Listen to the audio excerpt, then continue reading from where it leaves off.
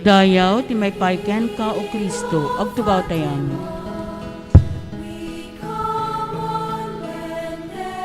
Dungdungwek kakawsat kinagayem ti pamati daimbag nga bigat kada kay amin.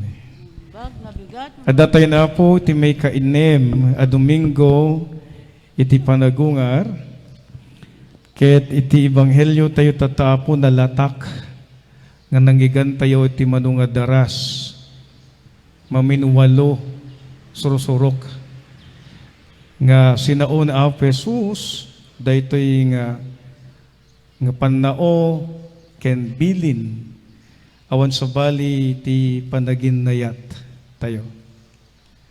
Aginnayat kayo. Dayti apo ket bilin haan laeng nga awis. Han lang nga dawat no dikit bilin. Nga kay nasawen no bilin kit agtulnog tayo ken tungpal mangtungpal tayo, tungpalin tayo. Ket kapsat king gagayem tiday ti man gud nga gundaway ket iyawis na kada tayo entay kitaen iti panaginayat tayo. Let us try to look on our loving relationship with one another. We know that we have a lot of understanding, not only babayin ti panagbasbasa tayo, panagadal tayo, ngem iti nabilig nga panagadal, ken panagsuro, panakaisuro kada tayo, ket iti biyag pamadas. Ket amo tayo apo nga iti sao nga panagayat ket adu dagiti banbanag nga may baga tayo daytoy. Kaya mapsat kin gagayem malapit nga kuna tayo nalaka nga kuna en tayo ayaten tayo ti maysa nga tao. It's very easy to say you love a person. It's very easy to say you love your wife. You love your husband. You love your children. You love your friends. That's very easy to say. Ngem no kuna tay apo, have you tried to say I love you to your enemies? Have you tried to say I love you to those who persecute you? Dagiti rurumen kada kayo. Dagiti mangpadpadakis kada kayo. Dagiti gumurgura kada kayo. Dagiti kabusuryo, kaapayo. Naibagayo kadi kadakwadan, iti sao ngay ayaten nyo isuda. Uray no kabusur, ken irumrurumenda kayo. Kinasawen, kakabsat king gagayem, ulbud tayo no kuna tayo, when? Because kaadwan kada tayo, ket handa pa'y may tured, wenno handa pa'y nga mapadasan. Nga kuna, iti kabusur da, ay ayaten ka. Ha? So nga, kabsat king gagayem, makita tayo garod, nga ni Apo Jesus, dayti nga bilin na, ket aginnayat tayo. Love one another. Is in fact, umuna, may palpalagip garod nga dayti nga ayat, ket awan ko mati dumduma, ken isal sa lumina na. Nganit dali na po dagiti may basa, may buksuilan, nga daytoy nga panagayat ti Dios kada tayo ket awan ti dumduma na, awan ti isal sa lumina na. Kuna na Apo Jesus, aginnayat kayo. Hanakon ko na love one another when you are both young or when you are both healthy. It does not say love one another when you are cute, beautiful, handsome, or not angry. Kuna lang na Apo Dios, the Lord said, love one another. Isu nga itayat tayo ket awan kuma ti kondisyon ken paglakpidan na. There must be no condition and limitation. Kapsat kin gagayem, kunan na apo Jesus, love one another as I have loved you. The Lord did not say love one another as they love you and as you love yourself. Our basis for loving others is not the love we have received from others, because this love is imperfect and impure. If we have to look at the gospel today, it presents to us the kind of love that we should have for one another. And this is the love of Christ for us. Nga iti na pudno nga ayat nga kunkunaen ni Apo Jesus kada tayo nga ipaay tayo ti padatay nga tao, ket iti pudno nga ayat nga tinapudno nga ayat ket makita iti panagaramid ken panangibiyag tayo daytoy ken panangiparikna tayo daytoy iti padatay a tao. And we see that the marks of Christ's discipleship is this. And the marks of love for Christ for us is marked by His paschal mystery, by His giving of His life for us, by suffering for us, by giving His love selflessly for us. And this is the greatest love of God to us through Jesus. Nga kuna nagarod apo iti Ebanghelyo nga nangyigan tayo. Nga kuna na po that Christ has given His life for us. In the second reading from the letter of John, kuna na, daytoy ti pudno nga kay papanantayat. Saan gapu tay nayat tayo ti Dios, no diket inayayat na tayo, taimbaon na tanak na apakapakawanan dagiti basbasol tayo.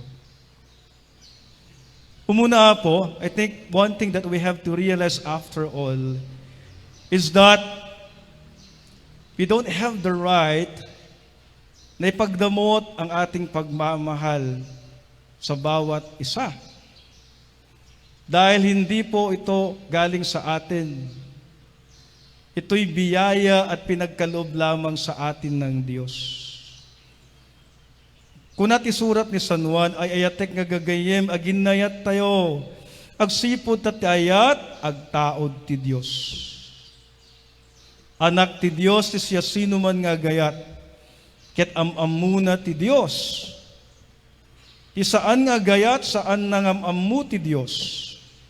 Tati Dios ket ayat.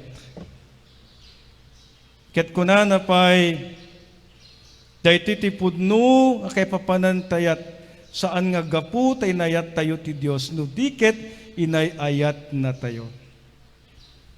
Nga dayti nga kuna tayo po panagamiris tayo. It is God who loved us first. Inayayat na tayo ti Dios. Isunga daytoy nga kapanunutan tayo po. Sapay kung magarota muna tayo, para bang we are so privileged na para bang we demand too much. Para bang we look ourselves so special and important na pinagdadamot natin ang pagmamahal natin sa ating kapwa-tao. Na para bang napakahirap. But at the end of the day, we realize after all that this love comes from God because God has loved us first. Kapsat ken gagayem, this is a command. And this is our Lord Jesus Christ's invitation for us to live, especially today, in this time of pandemic. Because after all, the real mark of our discipleship for Christ is in fact we have embraced His mystery. His Paschal mystery. We have been baptized to embrace His Paschal mystery. Na ang tunay na tatak ng pagmamahal natin ay naway makita katulad sa pagsasabuhay ng ating Panginoong Yesus. A true loving person is a person who is willingly to give his life, to suffer, to give his life selflessly, and willingly to suffer and sacrifice. Kaya nga po, kung bakit po pag dumarating po ang araw ng mga nanay, ay napakaganda po dahil natataon, we have a very beautiful gospel reading today that speaks about the love of Christ for us. And the greatest love of Christ for us is marked by His selfless giving for us. When He said, I no longer you call slaves, but I call you friends. And that because of that, He laid down His life for us. We may not be exactly that we have to describe or associate or attribute to this great love of Christ for us. But I think in such a way, we can also do some attributions to the very love of a mother for their children and for the family. In the first place, when we say true love must come from a decision. It must come from a decision. Kaya kapag handa ka ng magmahal, hindi lang to base sa iyong nararamdaman. It's not only based on your feelings, because at the end, you might be what we call disillusioned. A true love comes from a decision because it is a commitment.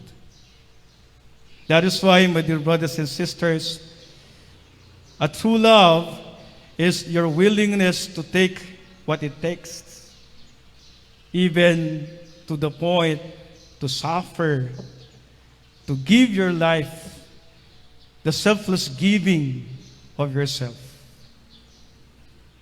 And mothers are actually selfless in their love for the family.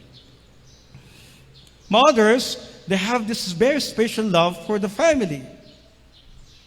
In fact, because they're willing to embrace what it takes, especially the challenges of providing and also rearing, raising children, and most especially the call of what we call generous giving of oneself.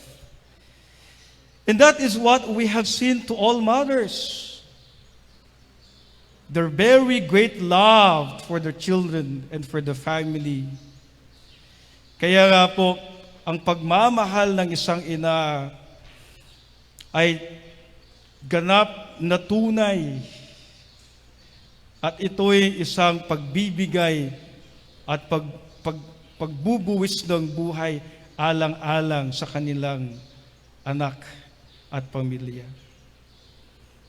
I think parents who are here and those who are joining us in this Holy Mass would surely say that in fact the love that they have for their family is in fact marked with this, what we call sharing with the Paschal mystery of Jesus. Ang mga nanay, maraming pagkakataon na tahimik sila. That even in their silence and their tears flowing from their eyes and their sufferings, and most especially in their difficulties, especially in this time of pandemic, we know that there are a lot of mothers who are silently suffers.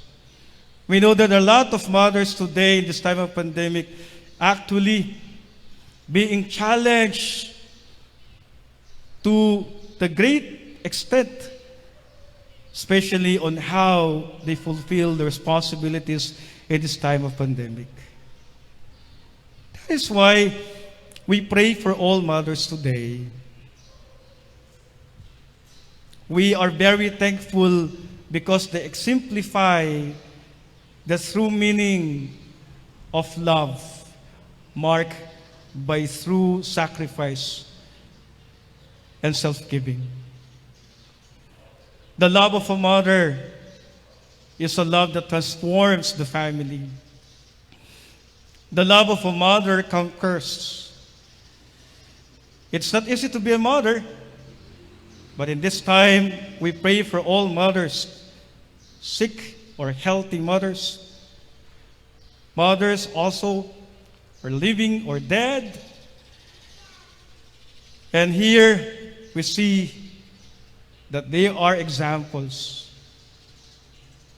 of living the love that Christ has offered to us. My dear brothers and sisters, in this time of pandemic, in this great challenging time, let us not forget to reciprocate the sacrifices and love of all mothers. The love of a mother endures everything. The love of the mother endures pain and suffering. Let us reciprocate their love for us. And most especially, let us show how much we care, how much we are thankful for their love in the family. My dear brothers and sisters, let us love one another. And most especially, let us love our mothers. And most especially, if there is one person that we should always show our love and concern, is our mothers. Because they've done so much great sacrifices for their family. Amen.